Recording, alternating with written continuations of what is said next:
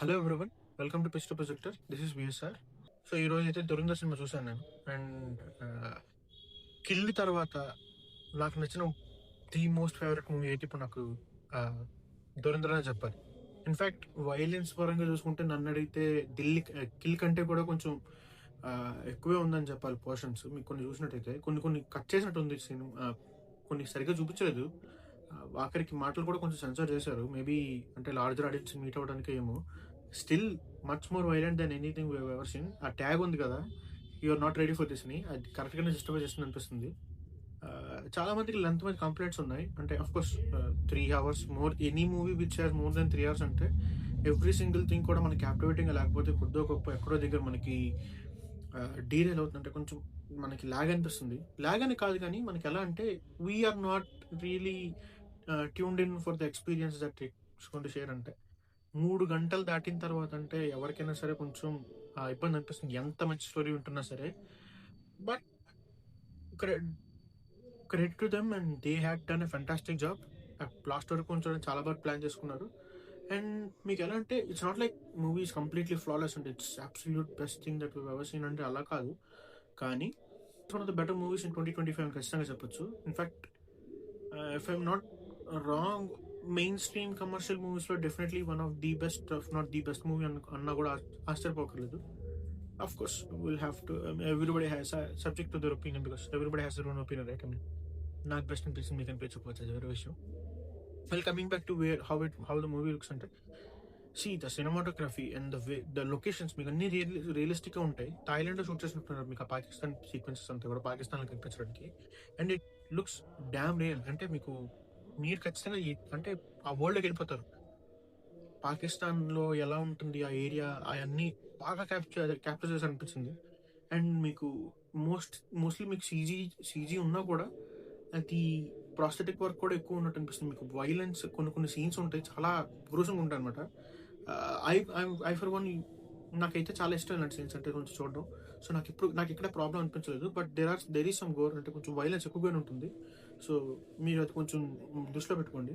మీకు కొంచెం బ్లడ్ గట్రా కనపడటం ఇష్టం ఉంటుంది. మార్కో సినిమా చూసి మీరు కొంచెం ఏమైనా ఇబ్బంది పడ్డారంటే ఈ సినిమా చూసి ఖచ్చితంగా ఇబ్బంది పడతారు, డౌట్ లేదు. So there is that. But మీకు ఎలా అంటే one particular thing I want to say about this movie is realistic events ఏవైతే జరిగినాయో మన ఇండియా మీద కావచ్చు, పాకిస్తాన్లో ఉండే వాళ్ళు చేసిన మనకి ఏంటంటారు టెర్రరిస్ట్ అటాక్స్ కావచ్చు, వాటిని ఆ రియలిస్టిక్గా అంటే ఒక టైం లైన్ క్రియేట్ చేసుకొచ్చి బాగా కనెక్ట్ చేసుకుంటూ వచ్చి చాలా బాగా చూపించాలనిపిస్తుంది. అంటే నాకంటే స్టార్టింగ్లో ఒక సీక్వెన్స్ అవుతుంది, మధ్యలో మళ్ళీ ఇంకో సీక్వెన్స్ అవుతుంది, హీరో కూడా దాంట్లో ఇన్వాల్వ్ అవుతాడు తెలియకుండా. సో మీకు అదంతా వాళ్ళ పర్స్పెక్టివ్, అంటే వాళ్ళు మనల్ని ఇలాంటివి జరుగుతున్నప్పుడు వాళ్ళు ఎలా ఉంటారు, ఎలా చూపిస్తారు అనేది కొంచెం మనకి ఇంకా కొంచెం ఒక అంటే ఒక రియలిస్టిక్ పర్స్పెక్టివ్ చూపిస్తున్నట్టు అనిపిస్తుంది మనకి. And that is something new. అంటే మనకి ఏదో ర్యాండమ్ ఇప్పుడు స్పై యూనివర్స్ అంటే వస్తాడు పాకిస్తాన్ వస్తాడు చేతకాని వాళ్ళు ఉంటారు, అది ఇది కాకుండా ఎలా అంటే నార్మల్లీ ఇన్ని సక్సెస్ఫుల్ అటాక్స్ జరిగినాయి మన మీద, ఇంతమంది చనిపోయారు, ఇంతమంది చావు కారణం అయ్యారు, ఎలా అవుతుంది, ఎందుకు వస్తున్నారు అంటే వాళ్ళ మోటివ్ ఏంటి, వాళ్ళ మోటివ్ ఆల్రెడీ తెలిసిందే. బట్ అంటే కొంచెం ఒక రియలిస్టిక్ వేలో చూపించినట్టు అనిపించింది అనమాట. అంటే మరీ మొద్దులాగా జడ్డి లాగా కాకుండా రియలీ వాళ్ళు కొంచెం ఇది ఉంది, మనం ఎంత జాగ్రత్తగా ఉన్నాం అంటే మీకు అర్థమవుతుంది కదా. వాళ్ళంతా మీకు ఆ సినిమాలో కూడా చాలా డైలాగ్స్ ఉంటాయి, కొన్ని డైలాగ్స్ చాలా పవర్ఫుల్గా కూడా ఉంటాయి. ఒకటి ఏంటంటారు, వాళ్ళు 100 సార్లు అదే మనం 100 సార్లు ప్రతిసారి గెలవాలి, వాళ్ళు ఒకసారి గెలిచిన చాలని ఆబ్వియస్లీ అందరూ అనుకునేది. అండ్ ఆల్సో ఇంకో డైలాగ్ కూడా ఉంటుంది, ఇండియాకి పెద్ద శత్రు ఇండియన్సే, తర్వాత పాకిస్తానీస్ అని వస్తుంది. సో మీకు ఇలాంటి డైలాగ్స్ అన్ని కొంచెం హార్డ్ హిట్టింగ్ ఉంటాయి, ఎందుకంటే జస్ట్ ఏదో ర్యాండమ్లీ త్రో చేసినట్టు ఉండదు. ఆ సీక్వెన్స్కి వాళ్ళు ఉన్న సిచ్యువేషన్కి మీకు లిటరల్లీ అర్థమవుతుంది వాళ్ళు ఆ మాట ఎందుకు అంటున్నారు అనేది. అండ్ యాక్టింగ్ పర్ఫార్మెన్స్ విషయానికి వస్తే చాలా చాలా బాగున్నాయి ప్రతి ఒక్కరిది. రణ్వీర్ సింగ్ చాలా బాగా చేశారు, సారా అర్జున్ కూడా చాలా బాగా చేశారు. అంటే కోర్స్ మీకు ఏజ్ గ్యాప్ ఆబ్వియస్లీ మీకు తెలిసే ఉంటుంది.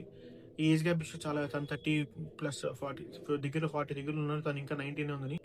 సో సినిమాలో కూడా మనకి కొంచెం ఏజ్ గ్యాప్ గురించి అనేది మెన్షన్ చేస్తారు. అండ్ మీకు అది ఎలా ఉంటుందంటే ఇది నెసరీ ఫర్ ద ప్లాట్ అని ఉంటుంది, బట్ మనం ఏం చేయాలి అంటే it is still there, it కొంచెం ఎబ్బటిగానే ఉంటుంది అక్కడక్కడ కొంచెం చూడడానికి. తను ఎంత బాగా చేసినా, ఈ సీన్స్ ఎంత బాగున్నా, సో మీకు కొంచెం చాలా పెద్ద అంటే ఆ ఏజ్ కనపడుతుంటుంది అనమాట, ఎందుకో తెలియదు. అంటే ఇదేం కొత్త కాదు, చాలా మంది 20 years ఏజ్ గ్యాప్ ఉన్న వాళ్ళు యాక్చువల్గా మీకు చాలా ఇండస్ట్రీలో నార్మల్ ప్రాక్టీస్ అయిపోయింది. It's not right but it's common. But మీకు అది స్క్రీన్ మీద కూడా చాలా ఎబ్బెట్టుగా కనిపిస్తుంది. చించాల కొంచెం చిన్నపిల్లలు ఉంటుంది తనతో కంపేర్ చేసుకుంటే. సో చూడడానికి కొంచెం మనకి ఎబ్బెట్టుగా ఉంటుంది. అదైతే ఉంది. అండ్ మిగతా పర్ఫార్మెన్సెస్ గురించి వస్తే మనకి 'అర్జున్ రాంపాల్' గారి సీక్వెన్సెస్ చాలా తక్కువ ఉంటాయి మూవీలో. బట్ ఉన్నంత వరకు ఆ ఇంటి కూడా బానే ఉంటది. స్టాండర్డ్ పర్ఫార్మర్స్ అయితే నాకు ఖచ్చితంగా 'సంజయ్ దత్' గారు అండ్ 'మాధవన్' గారు. Along with 'Ranveer Singh'. ఎందుకంటే మీకు అందరూ అంటే మీకు 'శేఖర్ నాగ్' గారి పర్ఫార్మెన్స్ కూడా బాగుంటుంది. కానీ నాకెందుకో 'సంజయ్ దత్' గారి ఆయన ఆయన వే ఆఫ్ క్యారెక్టర్ గాని కొంచెం కామెడీగా, కొంచెం సీరియస్‌గా, కొంచెం చాలా బాగా చూపించాలనిపించింది నాకు. అతని క్యారెక్టర్ నాకు బాగా నచ్చింది ఎందుకో పర్సనల్లీ. ఆబ్వియస్లీ మనకి 'మాధవన్' గారి క్యారెక్టర్ అయితే చాలా బాగుంటుంది. Always have a plan. Man with a plan గేలా ఉంటారనమాట. చాలా బాగుంటుంది నాకది. సో అతని పోర్ట్రేల్ కూడా మీకు మన మన హెల్ప్‌లెస్‌నెస్‌ని, మన యొక్క బ్యూరోక్రసీని క్వెషన్ చేస్తూ ఆయన అంటే మన ఇండియాలో మన ఇండియాని కాపాడడానికి ఎంత కష్టపడతారో చూపించి ఆ కష్టం తెలుస్తుంది ఆయనది దాంట్లో. మనకు చాలా బాగా అనిపిస్తుంది నాకు. అండ్ ఆబ్వియస్లీ 'రణ్వీర్ సింగ్' అయితే స్టార్ ఆఫ్ ద షో అని చెప్పాలి. లిటరల్లీ చింపేశారు. అంటే మనకి ఇంకా ఈ నాకెందుకో ఈ performance related scope next movie ఏదైతే రాబోతుందో దాంట్లో ఇంకా ఎక్కువ ఉంటుందేమో అనిపిస్తుంది. 'ఘాయల్ హో ఘాతక్ నహీ' అని ఏదో ఉంటుంది కదా డైలాగ్. సో దాని మీద కూడా కొంచెం జస్టిఫికేషన్ ఇస్తారేమో అనిపిస్తుంది. సో అంటే మూవీ ఎండ్ అయ్యే టైంకి మనకు కొంచెం ఓకే అబ్రప్ట్‌గా ఉన్నట్టు అనిపించొచ్చు. But obviously everybody knows that దానికి పార్ట్ 2 ఉంది కాబట్టి and I'm eagerly waiting for this. అంటే ఎలా ఎండ్ చేస్తారు ఈ మూవీని అనేది నాకు చాలా ఇంట్రెస్టింగ్‌గా ఉంది చూడడానికి. So which direction they are going to take. Obviously he is going to rule Lyari అనిపిస్తుంది నాకు. అదే మనకి మూవీలో చూస్తే తెలిసిపోతుంది. Spoiler alert. మూవీ అయితే డెఫినెట్‌లీ వర్త్ వాచ్. మీకు ఖచ్చితంగా చూడమని చెప్తాను. తెలుగులో రిలీజ్ అయిందో లేదో నాకు తెలీదు. నేనైతే హిందీలోనే చూసాను. And please do check it out. And if you guys have అంటే మీకు లాంగ్వేజ్ ప్రాబ్లమ్ ఏం లేదు. హిందీ సినిమా హిందీలోనే చూసేస్తాం అనుకుంటే ఖచ్చితంగా వెళ్ళండి. It's definitely worth watch movie అని చెప్తాను. One of the best movies of 2025. One of the best movies that have ever come out of Bollywood అని చెప్తాను. So yeah! You should definitely watch it. And it's just an idea for me. ఈ మూవీని గనుక మనకి ఒక web సీరీస్‌లా release చేస్తే I mean digital ప్లాట్‌ఫామ్స్‌లో నెట్‌ఫ్లిక్స్‌లో గాని లేదా అమెజాన్‌లో గాని రిలీజ్ చేసినప్పుడు ఇంకా బెటర్‌గా అనిపిస్తుంది. అంటే ఆఫ్‌కోర్స్ ఆహ్, వాళ్ళ మేకర్ సిస్టమ్ వాళ్ళు ఎలా రిలీజ్ చేయాలనుకునేది. బట్ దీనికి వెబ్ సీరీస్‌లో కూడా ఇంకా చాలా స్కోప్ ఉందనిపిస్తుంది. అంటే ది అమౌంట్ ఆఫ్ ఇన్ఫర్మేషన్ చాలా ఇన్ఫర్మేషన్ వస్తుందన్నమాట మనకి ఈ 3 అవర్స్‌లోనే. ఒక్కొక్కసారి మీకు 3 అవర్స్ సరిపోదేమో అనిపిస్తది. అంటే అంత ఎక్కువ ఇన్ఫర్మేషన్ చెప్తూ ఉంటారు. వీళ్ళు ఆడుంటాడు, ఈడుంటాడని. సో మనకు కొంచెం ట్రాక్ చేసుకోవడానికి ఇబ్బంది అవుతుంటుంది. But once movie sets and we can మనకి ఇంకా వెనక్కి తిరిగి చూసుకోక్కర్లేదు. అలానే ఉంటదనమాట. So this is what we think about this movie guys. And it is definitely worth watch. I I definitely urge you to watch the movie. So మీకేమనిపిస్తుందో ఖచ్చితంగా comments చేయండి. అండ్ మీకు ఈ మూవీ మీద ఉన్న ఒపీనియన్స్ కానీ లేదా ఏమైనా మీకు ఎలా అనిపిస్తుంది, ఏదైనా ఆస్పెక్ట్స్ బెటర్ ఉంటే బాగుంటుందా లేదా అని కాదు ఖచ్చితంగా మెన్షన్ చేయండి. So will definitely meet you with another one. So until then thank you guys.